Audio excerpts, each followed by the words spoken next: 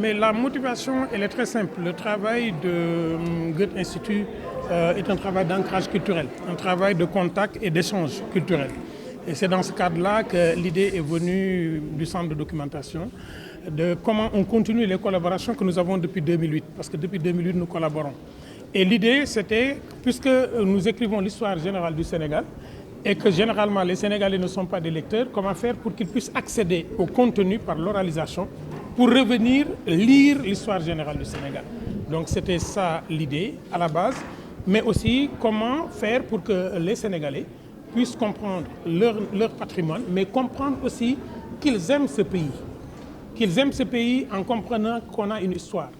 Et qu'on réponde de manière très directe à ceux qui disent que l'Afrique n'est pas entrée dans l'histoire. C'était cela le but, faire un outil pédagogique, faire un podcast et s'ancrer pour mieux s'ouvrir. Pour l'instant, le projet initial, c'était de le faire dans la langue officielle de travail et dans la langue de communication de masse, qui est le Wolof. Mais notre objectif, c'est que l'ensemble des langues codifiées puissent accéder aux ressources. Maintenant, c'est facile. La voix est là, les textes sont là. Il suffit juste de doubler les voix dans les différentes langues qu'il y a. Et le doublage est quelque chose que nous maîtrisons ici au Sénégal. Quelles sont les prochaines étapes pour cette initiative?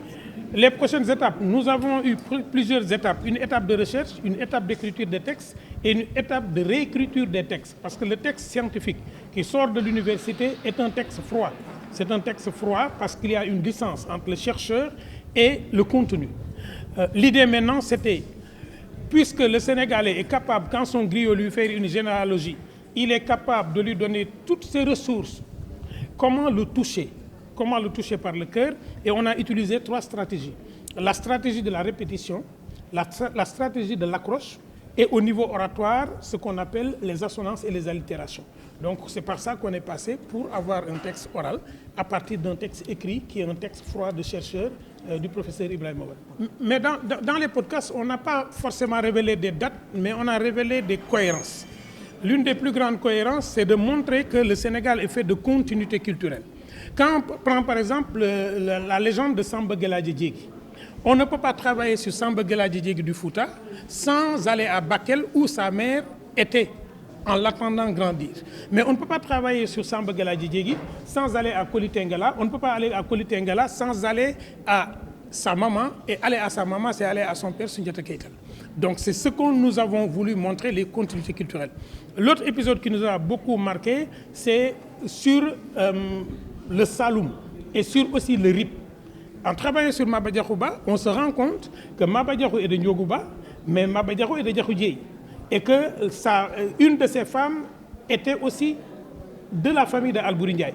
Et on comprend mieux pourquoi Lat Dior était allé voir Maba Diakhou et que le Sérère ne peut pas aujourd'hui dire c'est Maba Diakhou qui s'est battu contre mes ancêtres et le Peul dit c'est mes ancêtres qui ont battu Maba Diakhou parce que de Diakhou Dieye, on a un lien entre les Sérères et les Peuls et de Ndiogouba, on a un ancrage dans le milieu.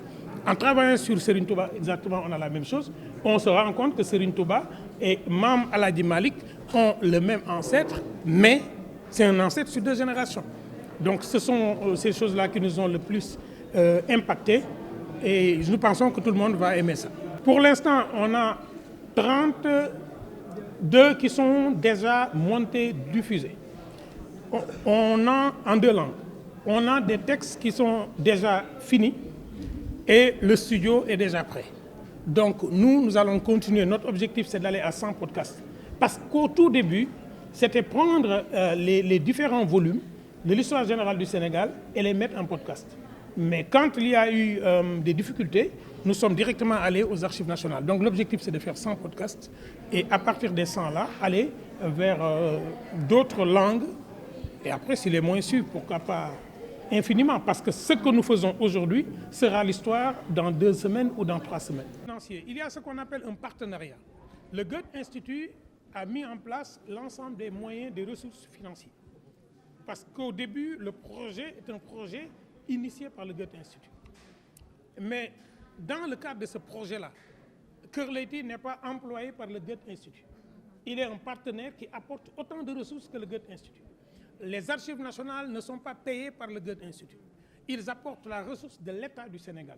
Donc on a 2 États qui se rencontrent, le Goethe-Institut représentant la République fédérale d'Allemagne et les Archives nationales dépendant du secrétariat général du Sénégal, du gouvernement du Sénégal, et un opérateur culturel privé, la société civile privée, c'est Kër Leyti. Donc il n'est pas question d'argent, il est question d'apport mutuel et de rencontre.